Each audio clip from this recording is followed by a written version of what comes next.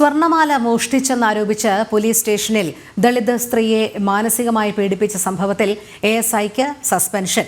Peroorkada ASI പ്രസന്നനെയാണ് suspend ചെയ്തത്.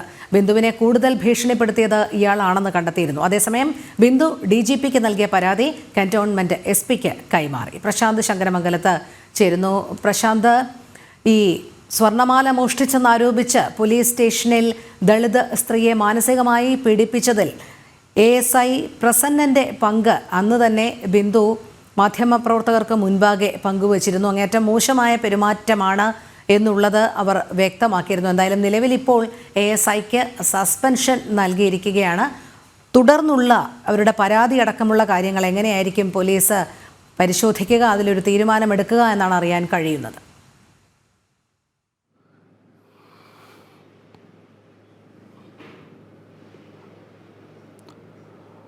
രോഹിണി, പേരൂർക്കട എസ്ഐക്ക് പുറമെ ഈ കേസുമായി ബന്ധപ്പെട്ട് ബിന്ദുവിനെ ഏറ്റവും കൂടുതൽ മോശമായി സ്റ്റേഷനിൽ പെരുമാറുകയും അതോടൊപ്പം തന്നെ മോശം പരാമർശങ്ങൾ നടത്തുകയും കുടിവെള്ളം നിഷേധിക്കുന്ന അടക്കമുള്ള കാര്യങ്ങളിൽ ഒരു മോശമായ പ്രവൃത്തി അല്ലെങ്കിൽ മോശമായ പരാമർശങ്ങൾ നടത്തിയത് എഎസ്ഐ പ്രസന്നൻ ആണ് എന്നാണ് ബിന്ദുവും നേരത്തെ ആരോപിച്ചത്. അതിൻ്റെ കൂടി അടിസ്ഥാനത്തിലാണ് ഇപ്പോൾ ഈ അന്വേഷണത്തിൻ്റെ ഭാഗമായിട്ട് എഎസ്ഐ പ്രസന്നനെയും സസ്പെൻഡ് ചെയ്തുകൊണ്ടുള്ള ഒരു ഉത്തരവ് വന്നിരിക്കുന്നത്. നേരത്തെ ഇതിൽ കേസിൻ്റെ നടപടിക്രമത്തിൻ്റെ ഭാഗമായിട്ട് പേരൂർക്കട സ്റ്റേഷൻ എസ്ഐയെ സസ്പെൻഡ് ചെയ്തിരുന്നു. പിന്നാലെയാണ് ഇപ്പോൾ എഎസ്ഐക്കും നടപടി എത്തിയിരിക്കുന്നത്. കേസുമായി ബന്ധപ്പെട്ട് ഈ ഏറ്റവും കൂടുതൽ മോശമായൊരു പരാമർശം എഎസ്ഐയുടെ ഭാഗത്തുണ്ടായെന്ന കണ്ടെത്തലുണ്ടായിരിക്കുന്നു. ആ കണ്ടെത്തലിൻ്റെ കൂടി അടിസ്ഥാനത്തിലാണ് ഇപ്പോൾ ഇത്തരത്തിലൊരു വകുപ്പ് തല നടപടിയിലേക്ക് കടന്നിരിക്കുന്നത്. വലിയ രീതിയിൽ ഒരു വിവാദമുണ്ടാക്കിയ സംഭവമായിരുന്നു ഈ ബിന്ദുവിൻ്റെ കേസ്. മോഷണക്ഷമം ആരോപിച്ച് സ്റ്റേഷനിൽ വിളിച്ചു വരുത്തിയ 6 മണിക്ക് ശേഷം വൈകിട്ട് സ്ത്രീകളെ അറസ്റ്റ് ചെയ്യാൻ പാടില്ല എന്നിരിക്കെ പോലീസ് സ്റ്റേഷനിലേക്ക് വിളിച്ചു വരുത്തുകയും 20 മണിക്കൂറോളം അവിടെ കഴിച്ചുകൂട്ടാൻ ഇടയാക്കുകയും ചെയ്തു. മാത്രമല്ല കുടിവെള്ളമടക്കം നിഷേധിക്കുന്ന ഒരു സാഹചര്യമുണ്ടായിരുന്നു.